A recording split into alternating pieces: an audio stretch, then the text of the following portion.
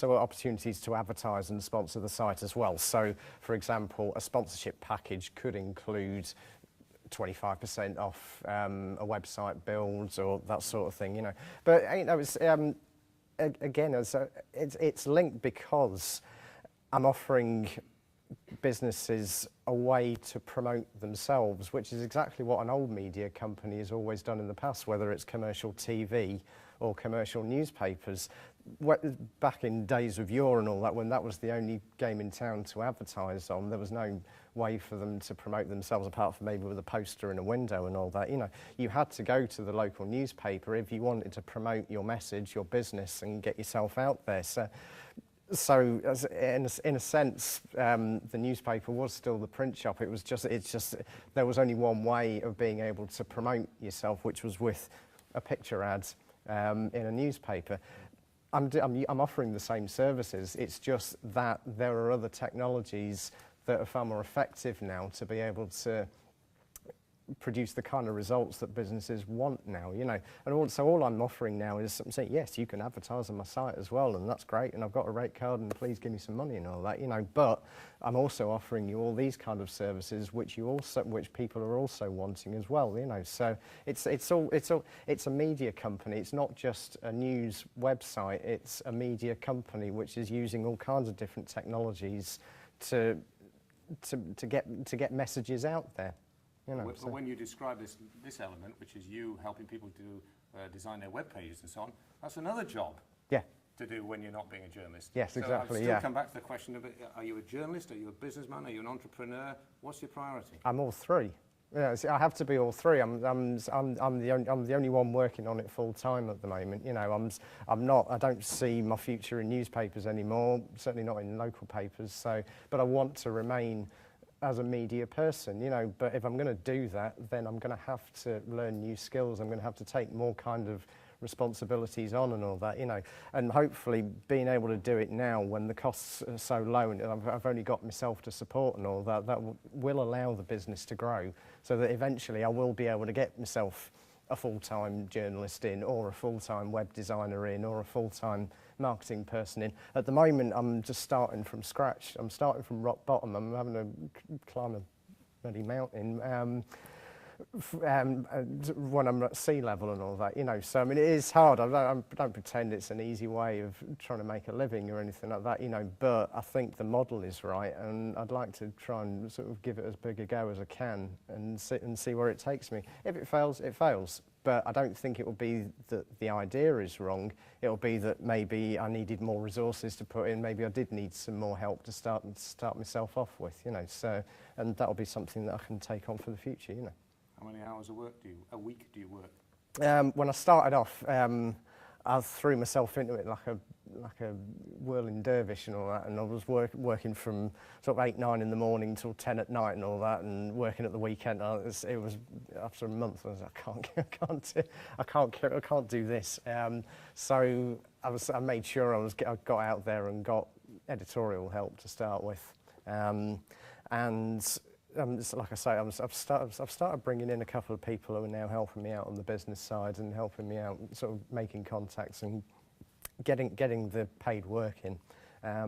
So that obviously takes a lot of the pressure off and all that. I mean, I still work hard, but I can usually turn the computer off at like sort of 7, 8 o'clock in the evening, and so at least I've still got like a couple of hours in the evening, you know, where I can just sort of relax and try and sort of like take it all in and start doing a bit of thinking and taking a step back, you know. So it's working out reasonably well, and I do little bits at the weekend. And there's obviously I've got someone sort of covering the Bristol City match for example, tonight and all that. So I'll have to go home this evening and make sure when he files and all that, you know, I'll get the story up by this evening and all that, you know. So bits and pieces during the weekend here and there, but it's manageable. It would be nice if I had some full-time help, but it's manageable, you know. Now, I know you've had some run-ins, haven't you, with your former employers about aggregation or stealing or whatever. Now, Murdoch accuses people of stealing his material. Yeah. Other people would say, well, it's aggregation, it's linking and so on. What problem did you have with the papers in Bristol? The only time they've got in touch directly was on the first day, and in the previous few weeks, I've been getting in touch with like, PR agencies to make sure that they were sending me their press releases through, so that when I started, I had something to work with and all that, you know.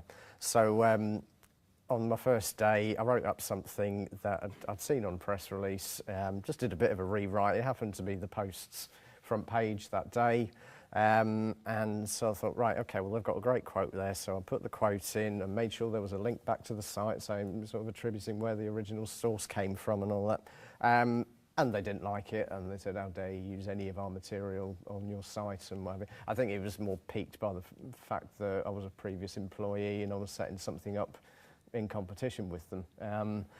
But you know, all the news and all the material I have is based on sort of original sources, whether that be a press release or a phone call or a face-to-face interview and all that. You know, and I will still sort of credit places where, you know, sort of like for extra material and all that. You know, I've got no problems with sending people away from my site to another news source, because I think the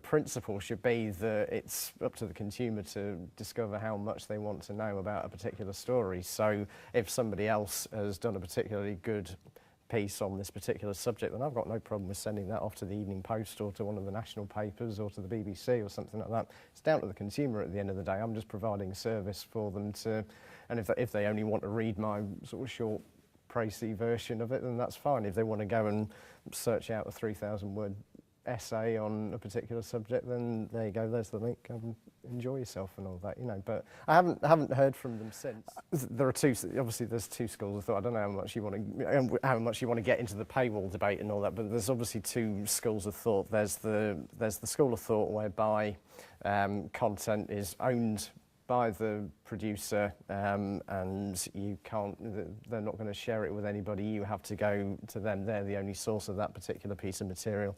Or there's people like me who think that the internet is based on links, and the more links that you send out and create and bring back into your site, the more value that you're going to create for your website and your business in the future.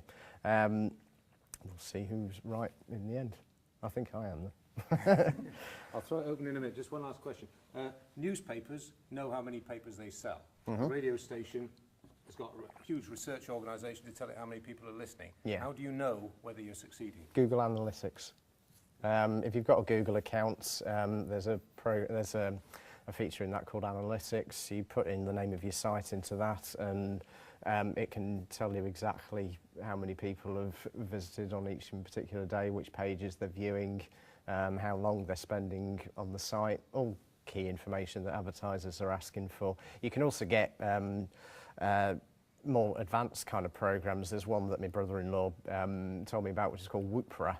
And that's a virtual real-time kind of analytics of your site, and you can see people coming in, and you can see where they're visiting from virtually by district and all that, you know, and it's all coming up in real time. So and that's free as well, you know. So it's not hard to track. It's a lot easier than having a big ABC organisation trying to measure stats like that, you know. So what's the news? What's the news? How many people are you getting? I'm getting just around 15,000 unique visitors a month now, and that's with having spent nothing on marketing.